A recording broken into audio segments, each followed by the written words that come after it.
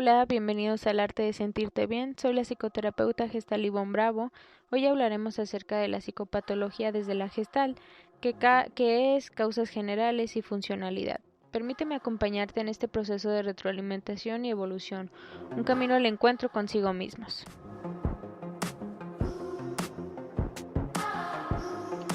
La psicopatología se define como el estudio científico de los trastornos psicológicos. ¿Y qué son los trastornos psicológicos? Son las disfunciones conductuales, emocionales o cognitivas de una persona, inesperadas en su contexto cultural y que se asocian con angustia personal o con un impedimento sustancial en el funcionamiento. Desde otro punto de vista, es la conducta que viola normas sociales, aun cuando haya un gran número de individuos que respalden el punto de vista de las personas.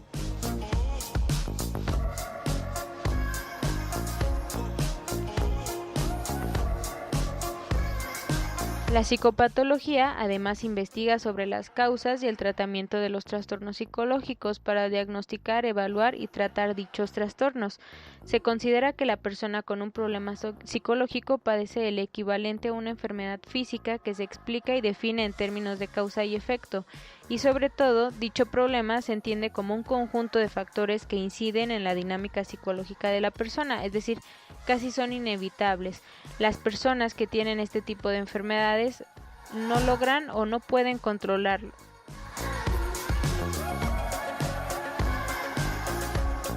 Por tanto, un problema psicológico o un trastorno psicológico es un proceso de cambio psicológico personal.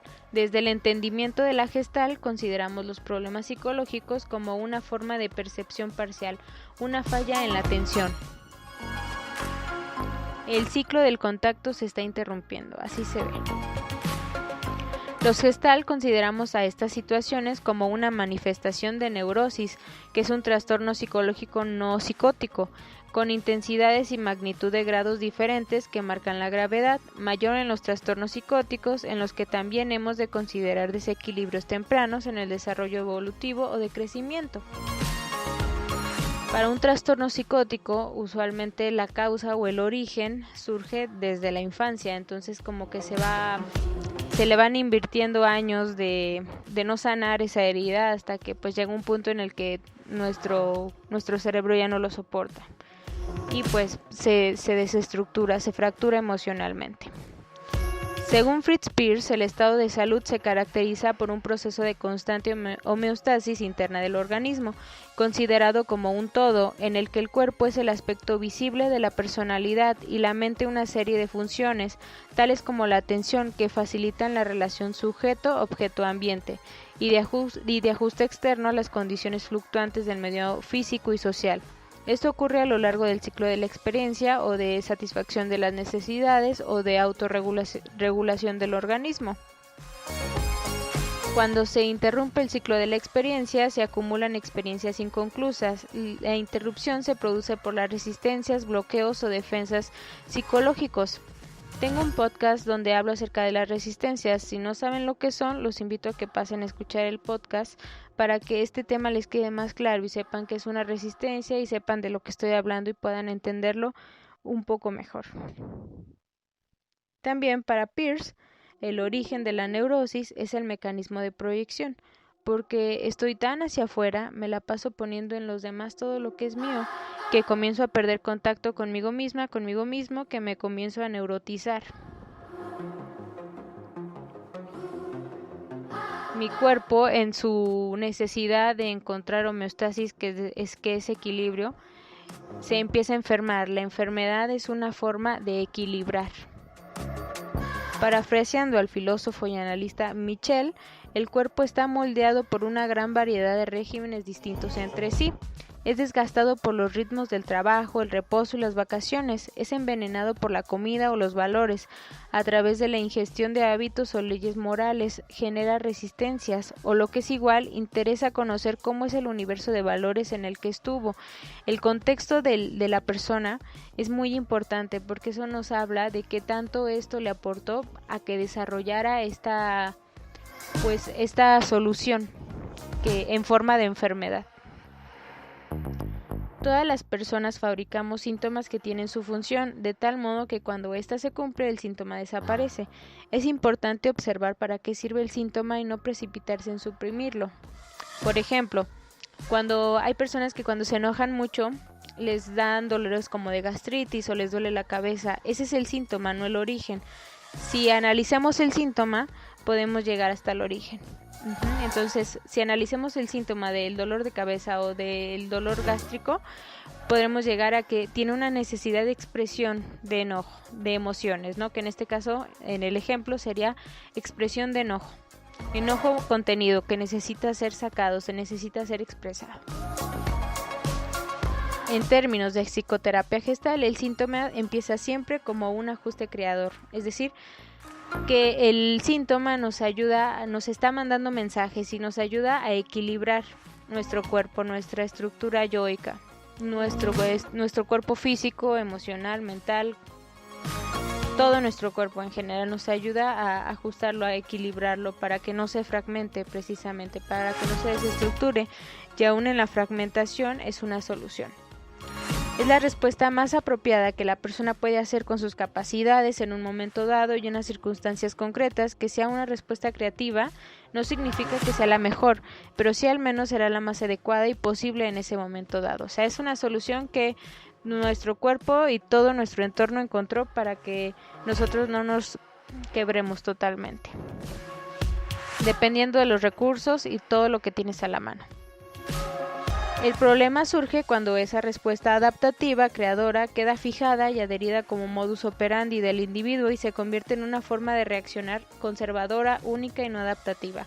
Así podría ocurrir que pasado el tiempo, cuando el contexto sea distinto al de ayer, la respuesta que entonces fuera apropiada sea ahora inadecuada e incluso perjudicial hasta el extremo de causar sufrimiento, que a esto se le llama ajuste conservador. Esa solución que en ese momento te sirvió, te ayudó, te dio muchas posibilidades para estar equilibrado, si la sigues manteniendo en todos los ámbitos de tu vida, en todos los problemas, en todas las situaciones, te lleva precisamente a neurotizarte, porque nuestro cuerpo, nuestra mente, nuestra vida está en constante cambio, y hay que Fritz Perls siempre propone ser creativos hasta en las soluciones. Entonces, si esto no lo llevas a cabo así, te neurotizas, si no te innovas, si no creas de una forma distinta. El síntoma tiene una doble naturaleza. Por un lado indica que hay un problema y por otro que hay una tentativa de solución al mismo tiempo. Intelectualmente lo podemos diseccionar en dos. El síntoma crea sufrimiento y también sirve para sobrellevar el sufrimiento. Es importante considerar qué función está cumpliendo el síntoma. Si no se tiene en cuenta, si no se respeta la función, el paciente se verá obligado a inventar algo para resolver su problema. En este sentido, el trabajo de la psicoterapia gestal consiste en ayudar al paciente a inventar otras formas que permitan a las intenciones, es decir, al síntoma, al origen, al problema, ser actualizadas sin necesidad de pasar por el sufrimiento, es decir, poder realizar nuevos ajustes creadores. El dolor es el origen, la situación inconclusa es el origen, el sufrimiento es el medio por el que yo voy a afrontar o voy a querer solucionar ese dolor. Hay muchas formas de elegir por qué medio, ¿sí? El sufrimiento es una decisión, el dolor es opcional, el dolor, es inevitable, pero el sufrimiento es opcional. Tú eliges cómo vivirlo, si desde el sufrimiento, si desde la víctima, si desde el creador, si desde la persona responsable que lleva las riendas de su vida, tú eliges cómo.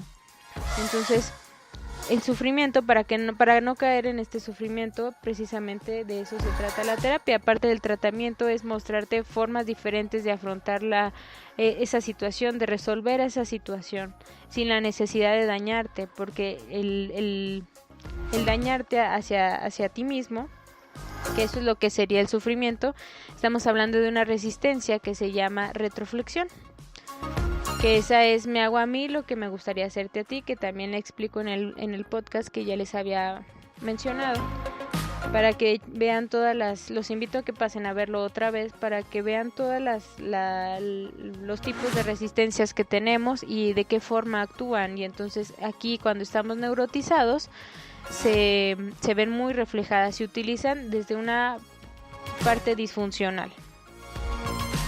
Muy bien, pues entonces deseo que esta información te sirva y aporte conciencia, beneficios y mejores tomas de decisiones en tu vida. Te envío mis mejores deseos, gracias por tu tiempo y atención y nos vemos en el próximo capítulo del arte de sentirte bien. En nuestro próximo capítulo hablará ya específicamente de ciertos trastornos. Hasta pronto, nos vemos, gracias por tu tiempo.